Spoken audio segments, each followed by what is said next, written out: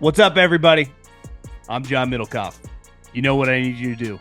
Subscribe to our YouTube channel. We got content for days reacting to every NFL game all the time, every single day. Subscribe, like the videos. Let's go. What a Thursday night game. How are we doing, everybody? The Detroit Lions missing 10 million defensive players. It doesn't matter. Drive the field. Dan Campbell, they used to call him Riverboat Ron when he was in Carolina. Well, Dan, big cojones, big huevos, big, huge balls. Campbell goes 4 for 5 on fourth down and obviously multiple touchdowns. The game-winning or icing run that led to the game-winning field goal, and just an awesome moment for Dan Campbell and the Lions. We will dive into this game right off the top. A big story out there that honestly I didn't see coming, but this is the great part about football, is Bill Belichick has interviewed with the North Carolina Tar Heels, and Pat Forty, who covers college football and basketball, said like they've talked multiple days. So some thoughts there. At the gym today, I watched AFC North Hard Knocks. Something jumped out to me in that Hard Knocks, and of course it's Fugazi Friday. Saw a pretty big, I don't know if you call it Fugazi propaganda. Big Schefter guy, but he tweeted out something from an agent today that made me laugh. And a couple other things. So happy Fugazi Friday. Happy time to be a Detroit Lions fan, because you just can't lose. I could be playing defense. You could be playing defense. Jamal Adams can be playing defense. Quan Alexander, Dan Campbell, and you'll just find a way. What a moment tonight for Jared Goff and the crew. But before we dive into some football, I got to tell you about my friends, my partners, and the official ticketing app of this podcast, Game Time. Listen, the holidays are right around the corner. You know the hardest thing as you get older to do is get presents for other people. It's like, what do you get, as you get into your 30s, your 40s, or even your late 20s? Like my brothers, my sisters, my parents. You want to have a thoughtful gift. You want to be somewhat different. Well, that's where Game Time comes in, whether it's tickets to a game, whether it's tickets to a concert. They open that up. It's like, hey, Dad, I got you tickets to so-and-so game, spring training game, so-and-so act playing at whatever arena. And they just light up with a smile. I did it last year. I gave the best present by a mile at Christmas. Might do it again, because getting a pair of concert tickets, getting a pair of sweet tickets to any sort of game is the easiest way to make someone light up with a smile. So take the guesswork out of buying tickets with Game Time. Download the Game Time app, create an account, use the code JOHN for $20 off your first purchase. Terms apply. Again, create an account, use and redeem the code JOHN for $20 off. Download the Game Time app today. Last minute tickets, lowest price is guaranteed. I think we can put it in stone. I think, if you're going to win a golf major or a tennis major and they give you that trophy when it's clear you're going to win it and they start engraving your name, I think you can engrave Dan Campbell's name as the coach of the year. I thought tonight it's one of the more defining wins of his short, awesome tenure in Detroit. But to win this game against a red-hot Green Bay Packers team when your entire defense wasn't there, and to do it because you play like you're always going to play. And I have been critical in the past. I thought him doing this in the NFC Championship game was a little reckless, but I thought tonight it was the right move. You're missing that many defensive players. You have to stick with who you are.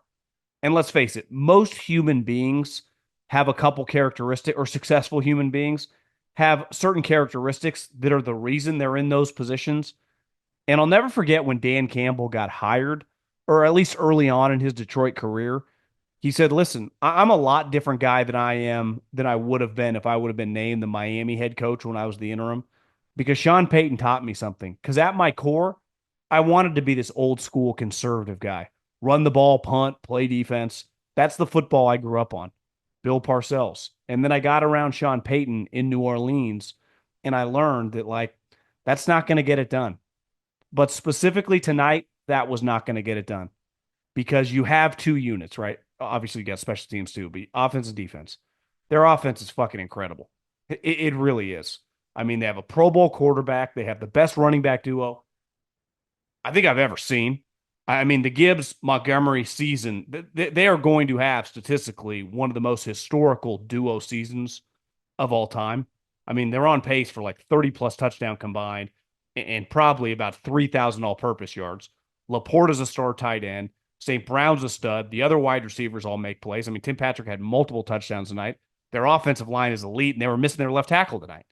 But it's like, I'm going to lean on what got me to the dance. And if we're going to lose tonight, we're going to lose because of this offense. And at one point in time in the second half, when Goff throws the interception, you're like, can't afford to do that tonight. You can't afford to make a mistake against this defense. And it was a bad, uncharacteristic interception.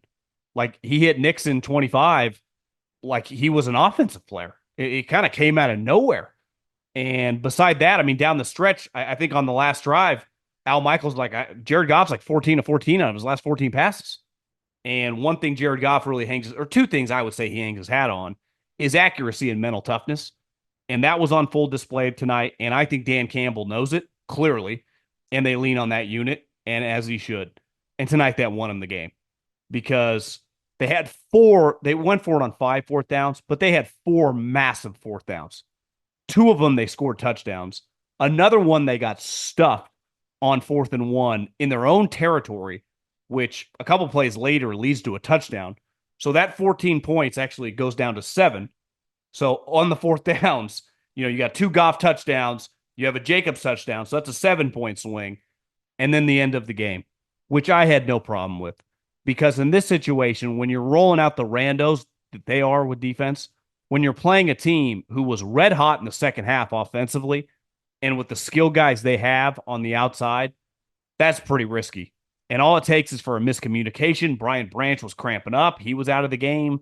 Obviously, your front 7 is a bunch of guys that you could probably barely point out of a lineup. Go with what has got you this far.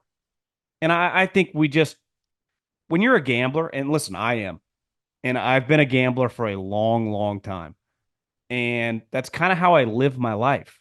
Not just gambling on sports, but being aggressive in the stock market, being aggressive with everything I do business-wise. It's kind of just, ingrained into my soul. And it's not something that I just developed in my late 30s. I've been like that since I can remember in my teenage years. And I think who you are and what you become successful doing, you have to stick with it. And sometimes it's going to let you down. It's not always going to work. I mean, it literally didn't work in the biggest game Dan Campbell's ever coached in, the NFC Championship game. It backfired when he went for it, when he probably should have kicked a field goal. Now, it's easy to play the butterfly effect, what would have happened. I think he made the wrong decision in that game, especially given the score and how he was playing. Part of making these decisions is the score and who you got if you get stuffed or if you don't score a touchdown or whatever, the result of the opposite action that you want, right? So it's one thing, hey, best case scenario, we ice the game here. Well, if we kick a field goal and they get the ball back at the 30 and all of a sudden 3 plays later, with 10, 15 seconds left, they got 20 yards there in the red zone. We got problems. So I completely understood it. I admire the decision because it takes balls. And so many people, and being a coach is not about Dan Campbell is a tough guy. And if we just had to rank the coaches, if they were actually going to get into a physical fight, now with Vrabel gone, he probably is the number 1 overall pick. But that's never mattered, right? Having balls of being a decision maker has nothing to do with your physical toughness. We've seen Antonio Pierce all year long make the opposite decisions, coach scared.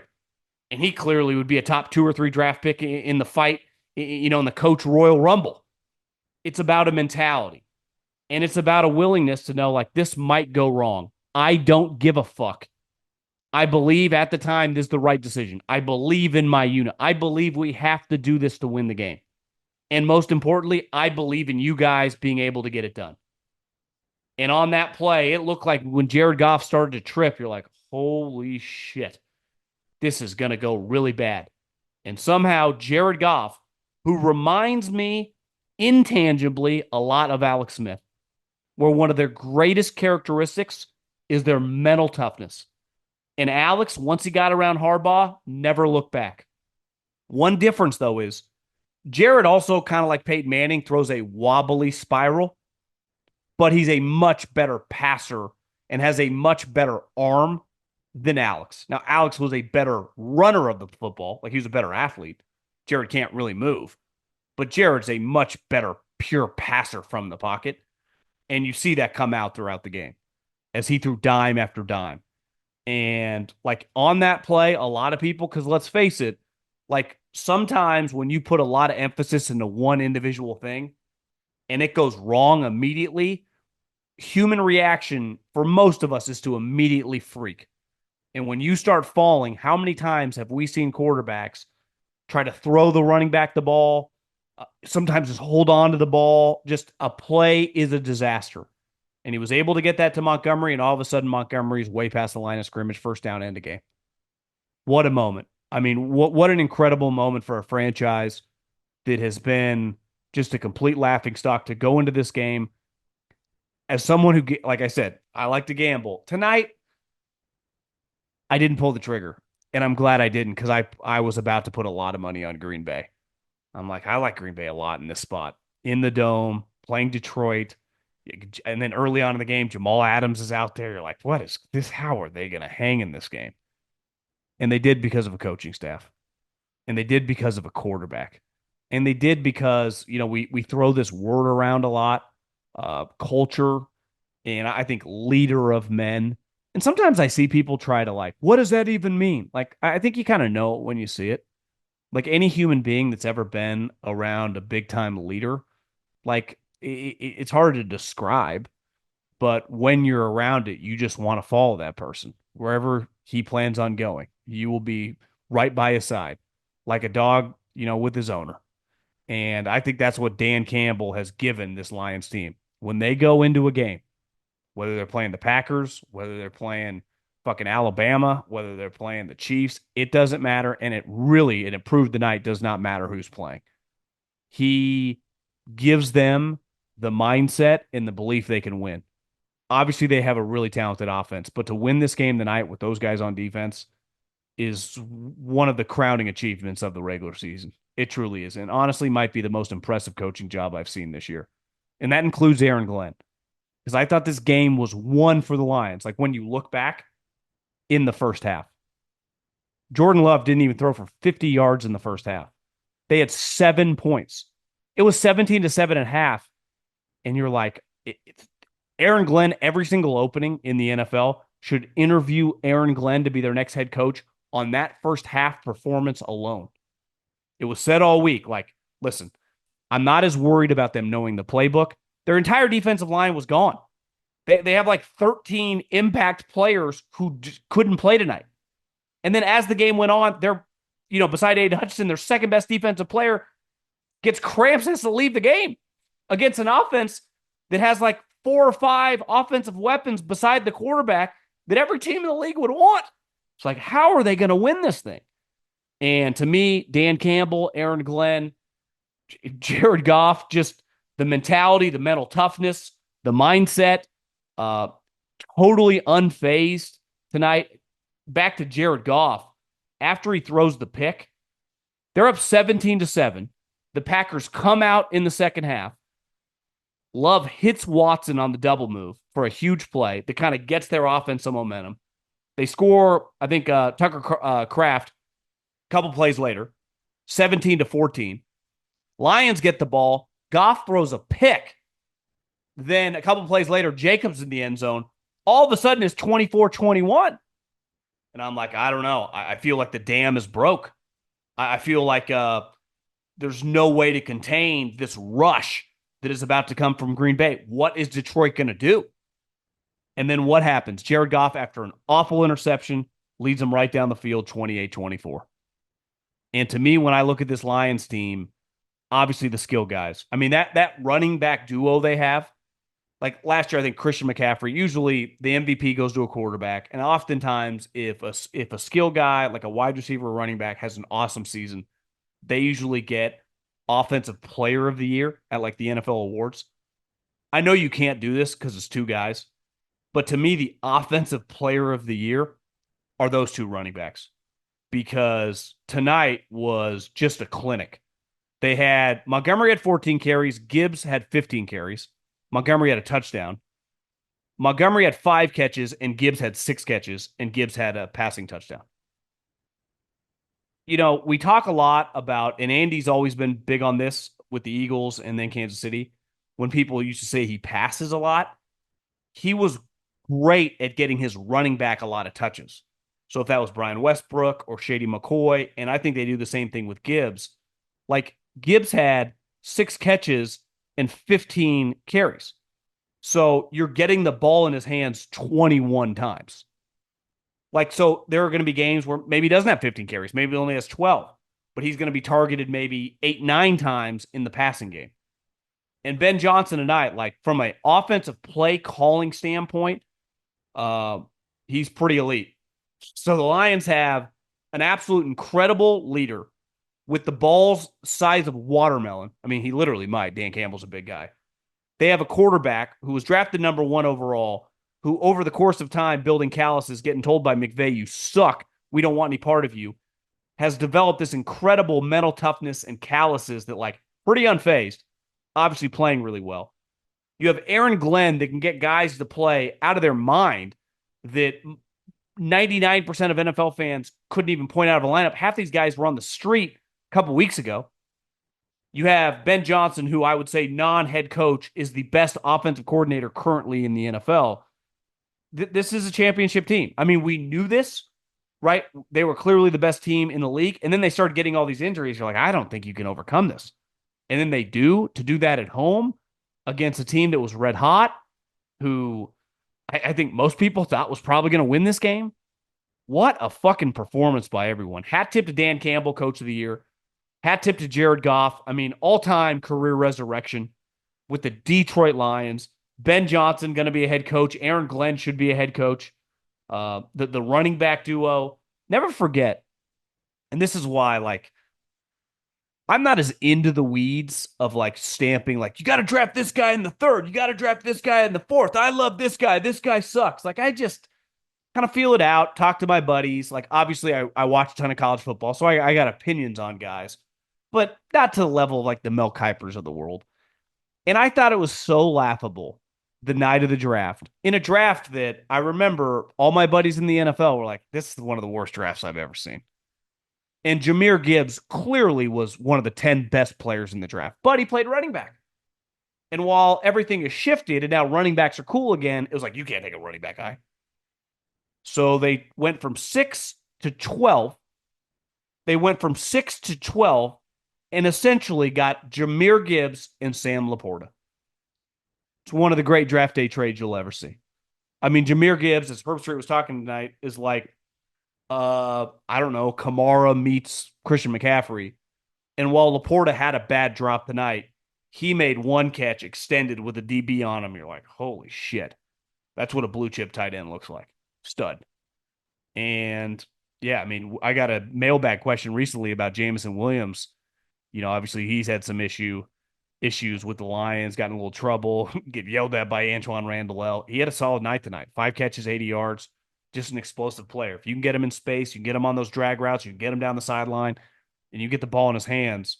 It's like Christian Watson. You just let the guy run because those two guys can fly. And Christian Watson had a play tonight. Obviously, that fumble, was a huge swing in the first half. It looked like they were going to drive, and all of a sudden he fumbles, and it was a big moment. But what a moment for the Lions. I don't really know what to say about the Packers. I mean, if I give Aaron Glenn a ton of credit for the first half, holding them to 7 points, I think if you're Green Bay and you come into this game, you could argue they lost the game in the first half because in the second half, touchdown, touchdown, touchdown. I mean, Jordan Love was like avoiding blitzes, like up and under guys, hitting layered throws, going through progressions. Jordan Love in the second half, like, that's why you give the guy $150 million. That was the guy we saw second half of last season. That was the guy that led you to the playoffs and then roasted the Cowboys and Dan Quinn's defense and put Mike McCarthy on the hot seat. It's like that guy.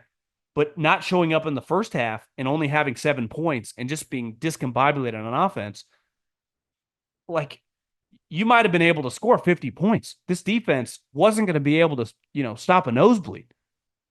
And to only have 7 points at the end of the first half, obviously your offense really got going in the second, but that was pretty crippling. Because if it's just 17-14, you might win this game kind of easily. But it's 17-7, and you needed every one of those points just to be in position. So, listen, I think LaFleur's awesome. I like Jordan Love, but he's been a little like this season. And in that game, in the first half, their whole offense was just, felt like they were trying to run it a lot because obviously they had a bunch of injuries. And obviously they had the fumble and the one explosive play to Christian Watson. But they got way too much talent. I mean, you see Wicks making incredible plays. Obviously, Tucker Kraft's a stud. Watson, to me, he should, like Jameson Williams, should be getting deep targets all the time. You just got to have more points.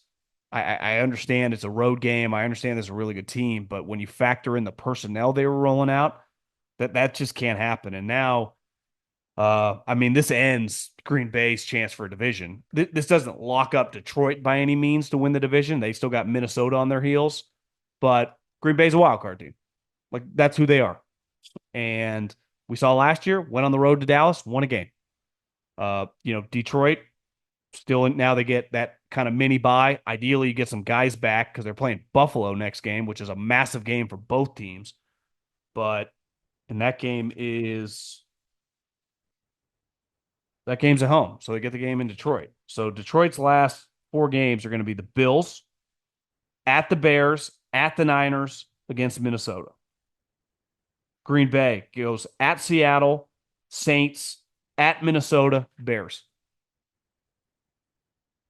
So I think Green Bay, you're looking at like 11-12 wild card team, 5 seed, 6 seed. I guess probably not the 5 seed because more than likely it's going to be whoever doesn't win the division between Detroit and Minnesota, which if I was a betting man, I would say Minnesota after tonight. But that's a tough L. It's one thing, like, listen, the Lions, fully healthy, nothing wrong to lose to them.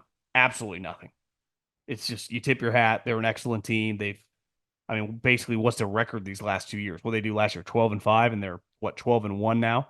So you're looking at a 24-6 team over the last 2 seasons. Like, they're fucking good. There's nothing wrong. Losing to them on the road, it's technically not short week because both these two teams played on Thanksgiving. But to lose to that defense, like those players, like they were rolling Jamal Adams out there. Jamal Adams was running around. Felt like more in the first half than the second half. I don't have a snap count in front of me, but I don't know, man. Tonight's a rough one for LaFleur. Like, he's not that first half. He's got a lot of plays out there that he would like back because Love missed a touchdown. There was a touchdown that he missed. I guess they ended up getting a PI on the next play and he scored to make it 10-7. But he missed some plays. Sometimes when Love's off, it's weird because he can flip into this player where, like, the throw that he made, I think, to start the first half or the second half to Watson, and then there was another play where he avoided a blitz in the middle of, I think, the third quarter. It's like, this guy looks like Rodgers. Like that, he moves around like Rodgers, the way he lets the ball go and kind of like flick of the wrist. It's like it's like he's copying Aaron Rodgers. And then the play looks like Aaron Rodgers. But then he also has these plays that, like, Aaron Rodgers, once he got really good, rarely had. We're like, what the fuck was that, Jordan? Rough one. So congrats to the Lions. The NFL season is rolling along and the contenders are separating from the pack. The one thing that hasn't changed this season, DraftKings Sportsbook, an official sportsbook partner of the NFL. And it's the #1 place to bet touchdowns. Long bombs, fades to the end zone, big runs, you name it. We do not care how you get them. We just want to bet touchdowns at DraftKings, and it's the best place to do it. Ready to place your first bet? Try betting on something simple like a player scoring a touchdown. Go to DraftKings Sportsbook app and make your first pick. Here's a reason for new customers to do a touchdown dance on their own. Bet $5 to get $150 in bonus bets if your bet wins. Score big with DraftKings Sportsbook, the #1 place to bet touchdowns. Download the DraftKings Sportsbook app and use the code JOHN. That's code JOHN for new customers to get $150 in bonus bets.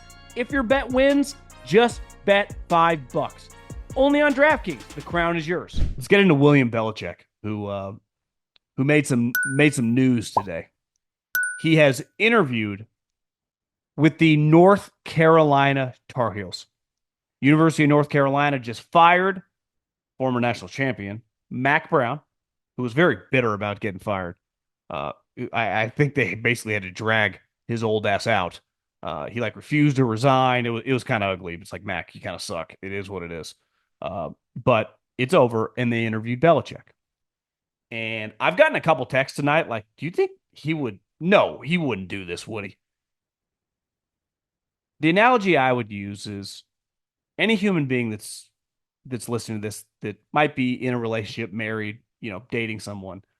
When you are single and you want to get someone to notice you, or just in general, not even like you're just trying to date people, it is amazing what happens when in the social media era, like you post a picture out with someone cute, throw it on that story, and watch those DMs kind of open up. Back in the day before social media, it's like walk into a party with a girl that you want to get with and bring someone with you. Play a little human psychology. I'll promise you this. It works. Well, what does Belichick need to show? That people want him. For as much as I think like it's a lock he's going to get a job, it isn't. He's 72, 73 years old. And while he's done a good job of done everything humanly possible to change his image, part of his image at the end of the run in New England, one, he was an atrocious general manager. And he was like one of the most giant curmudgeons in the history of the world. Just an angry little elf. Not a fun guy to be around, which never mattered when they were winning all the time. When you start losing, it's like no one wants to be around you. And I do think you need to change that perception. So if you want to get her to notice you, walk in with an 8.5. I bet she would. And while this is not the NFL, he can't interview with an NFL team right now. And there aren't any college openings. But I think this is a pretty strategic play. Now, if you came back, like, do you think he's actually interested in this? I would be shocked if he went to college. Now, if it was the equivalent of like, for him, I couldn't see him coaching in the South. Like, I don't feel Belichick in the SEC. But like, would he coach at Ohio State or Michigan or Notre Dame? Like those type programs feel a lot like Bill Belichick, kind of Northeast, presidential and regal. Like, even though Belichick wears like shitty clothes, but you know what I mean. I'd be stunned if he went to North Carolina. I would. But listen, anytime that you don't have much going on of things that you want going on, it never hurts to listen.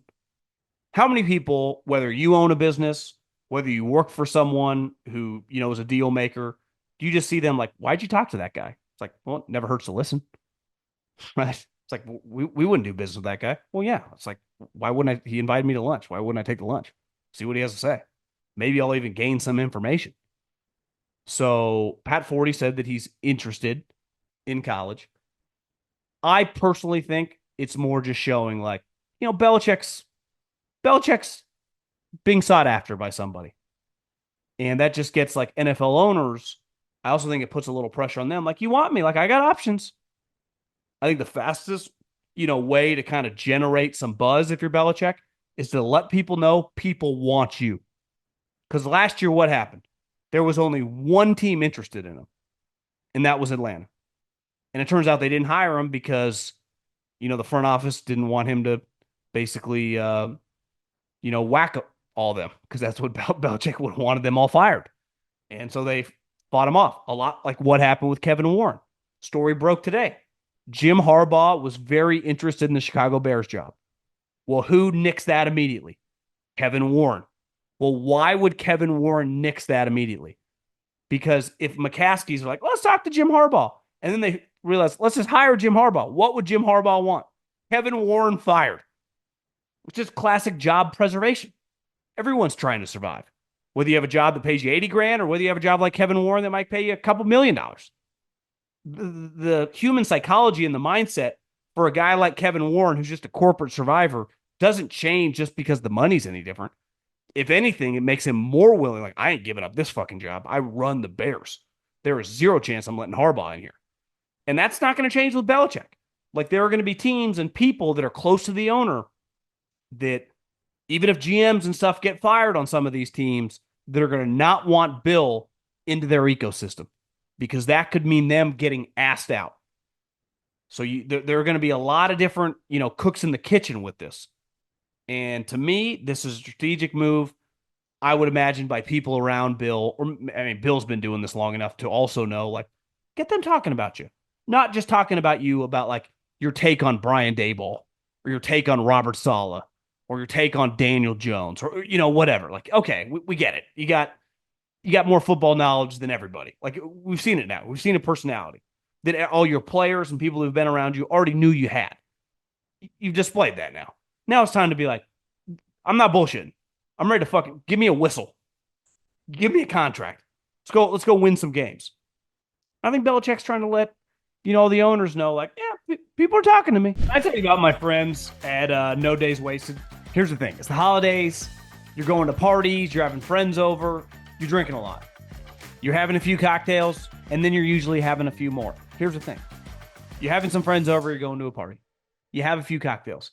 You put one of these in your pockets, No Days Wasted, and after a drink or two, you take these 2 pills, boom, keep drinking. Next day, much easier to bounce back. Because we know as we get older, you just get not quite feeling yourself the next day. That's where these guys come in, No Days Wasted. They also have hydration packets, big believer in them. Usually the first thing I do when I wake up, pour one in a big glass of water. Also, if I'm going to go out, boom, pour one of those, also with the pills. Wake up the next day, ready to attack the day. So don't waste time feeling sluggish after a night out. No one wants that feeling. Nobody. It's completely risk-free, purchase-free, great, or your money back on your first order. Head to nodayswasted.com/3and out and use the code 3and out to get 30% off your first order. That's nodayswasted.com, the number 3, ANDOUT, to get 30% off your first order. It's nodayswasted.com/3and out for 30% off and free shipping. The other thing I watched in Hard Knocks, which I wasn't really planning on doing it, and then my schedule got thrown off today, and I usually go to the gym sometime between like 6:30 and 7:30 in the morning. Try to bang it out early so we can attack the rest of the day. But today, I ended up not going until the afternoon. A little kind of quiet in there, and all of a sudden I was like, I don't really have anything to listen to. I'm not really feeling music. And I had seen a clip earlier in the day. I'm like, oh, the Hard Knock. So I bring up my HBO Max and I just watch it on my phone. And it's pretty, to me, once they get to the games at the end, like, I just watched the Steelers play the Bengals and the Ravens play the Eagles. Like, I don't need highlights of this. But the actual, like, game planning, getting ready, and the coaches talking to the team and the position, like, that was really cool. But there was a scene in there, a lot of Steelers, a lot of Tomlin. And Tomlin, who defensive guy, hangs out with the defensive staff. So it looked like a Monday or Tuesday, getting ready for the week. Mike Tomlin is in the defensive staff meeting room, is what I've never been to the Pittsburgh practice facility, but I've been to enough football offices. Like, I think it's a defensive staff meeting room where there's usually a long table and a huge projector to watch film as a staff. And Tomlin's in there with the defensive coordinator and the rest of the defensive staff. And all of a sudden, and I would guess this is Monday or Tuesday, so players' day off, Minkah Fitzpatrick walks in and starts watching film with the rest of them. And it really hit me, like, when you invest in high-end players, and obviously Minkah, when he's healthy, has been one of the better players in the NFL, but we talk a lot about quarterbacks. The reason quarterbacks get so much money, get so much praise, and are so relied upon is because there's more on their shoulders. They don't get to screw off 3 days a week and just have to practice a couple days and then get to play in the game. Like, their Monday through Sunday is a lot like a coach, but the player version. It's way different than every other player. But I do believe the best players on your team typically approach their job like their version of the quarterback. And the draft isn't that far away, and we're going to be talking about a lot of these prospects and nitpicking them. This is why character, football, like love of football, love and aspiration to be a great player, take a lot of pride in your craft. This is why Kyler, when the Call of Duty thing got put in there, got so heavily critiqued, is because the best players go above and beyond. I saw this clip on Luke Kuechly that makes its round sometimes on my Instagram feed of him just discussing. He's like, first of all, he's like, I'm not quite good enough and a good enough athlete to make plays, so I have to study extra film. It's him at like 10 o'clock at night on like a Wednesday night in the Panthers facility watching films. Like, Luke, no, you're one of the best athletes in the league. But in his mind, to learn everything, he had to go above and beyond.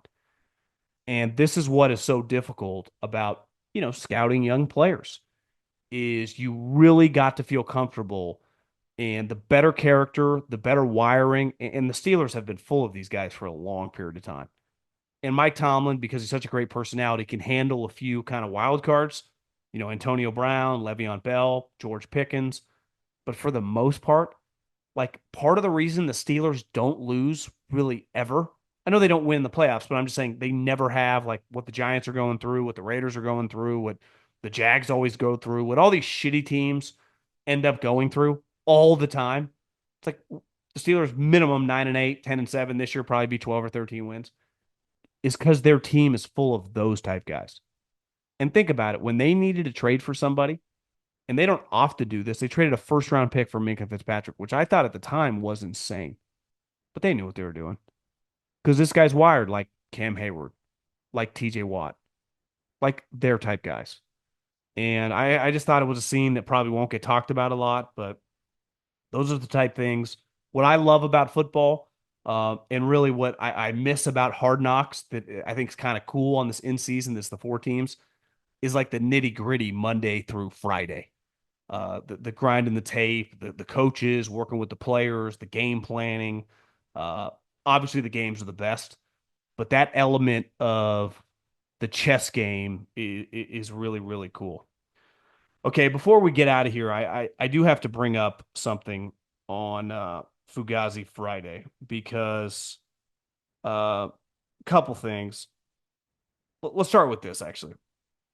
Adam Schefter had an Instagram post. He probably put it on Twitter too. Eric Bienemey, who was polarizing for a while because it felt like the NFL was racist, not giving him a shot, never got a job, finally did get his own off, left the Chiefs, becomes offensive coordinator with the Commanders, terrible on offense, everyone gets fired, and then he goes to UCLA and becomes the coordinator for the UCLA Bruins. And UCLA actually only had one less loss than the Trojans, but they weren't very good this year.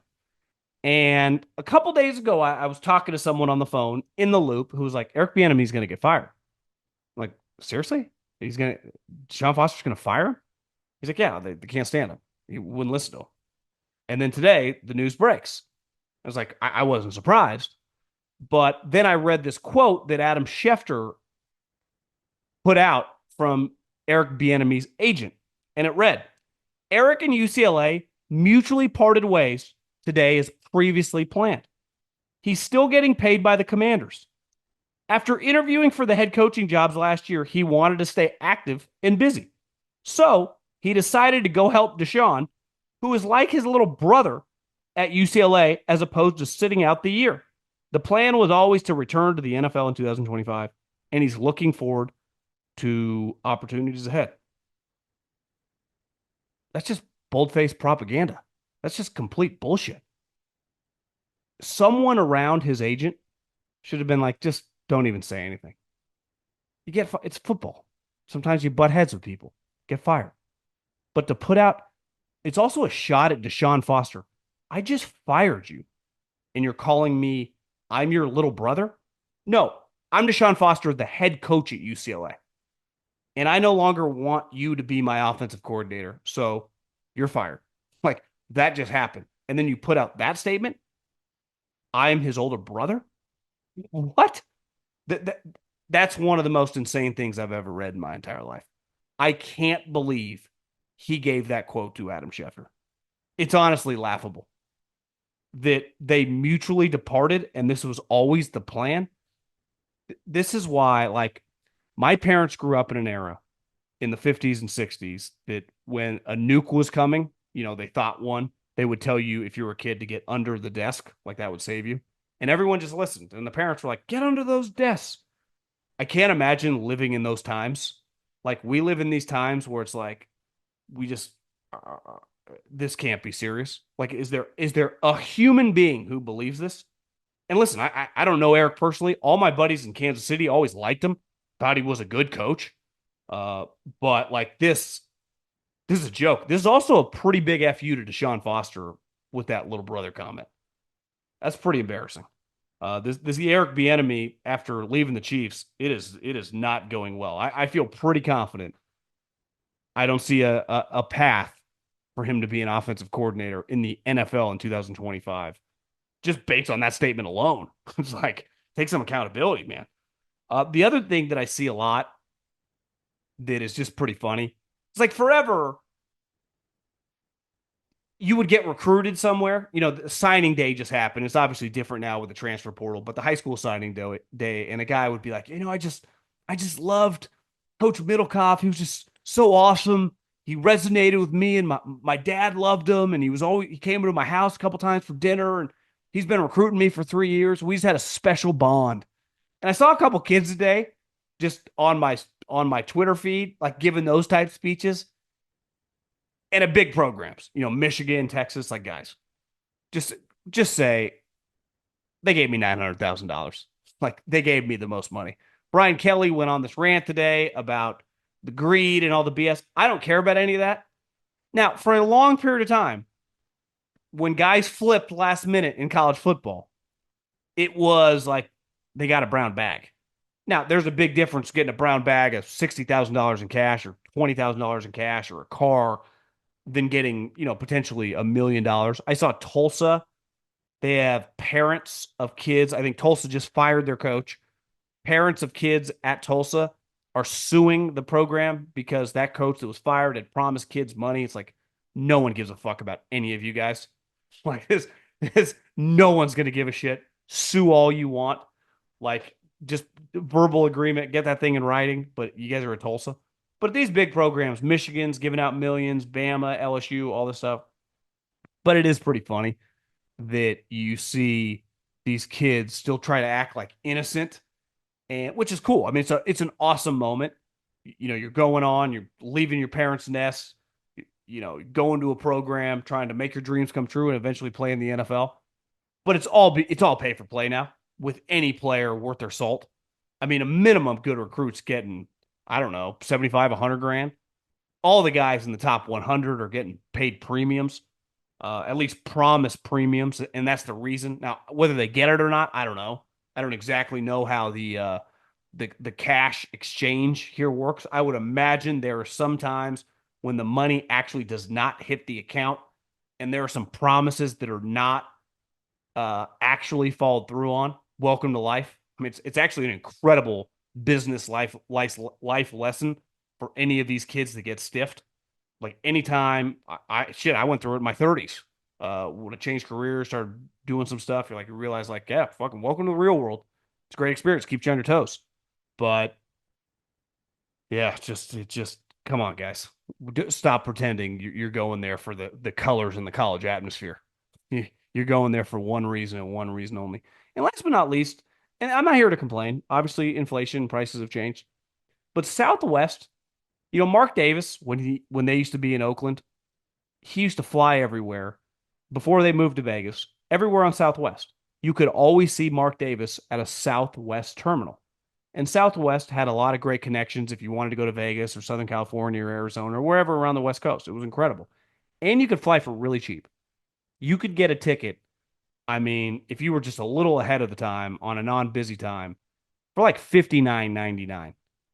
It was the deal upon all deals. That's out the window. Southwest now, to me, is not that far away from Frontier Airlines in terms of like, one, you don't get that much, and two, you kind of pay a lot. So it's like I looked at some tickets the other day. We had to fly home for Christmas, and I was just started looking. I'm like, what if I flew first class with United relative to what it would cost me to fly Southwest? That also includes I always upgrade because I want to be like A1 through 15. I hate waiting for the C's. And it was like a difference of like $450. And listen, I don't think I've ever flown first class in my life, but my point is I just wanted to compare. I'm like, this is no longer some bargain. It was like, want to get away and give me your credit card because it's a shitload of money. I don't fly that much anymore. For those of you that listen business that travel a lot, probably see this more. I'm less, I'm not numb to airline prices, but it's a handful of times a year, and it's like it is what it is. I have to go. I don't. I'm not flying on a monthly basis to really base prices, but Southwest, where for most of my 20s and definitely my early 30s, I can't tell you how many times that I flew round trip different places. I felt like for $99, $149, and now that price feels like 3x. And for an airline that used to just be your go-to because it just cost you nothing, has now like bumped up. It's like no different than flying some of these other airlines like business class. It's insane. So Southwest, you had a hell of a run, but I think it's over. Other than that, have a great day, and we'll talk to everyone soon.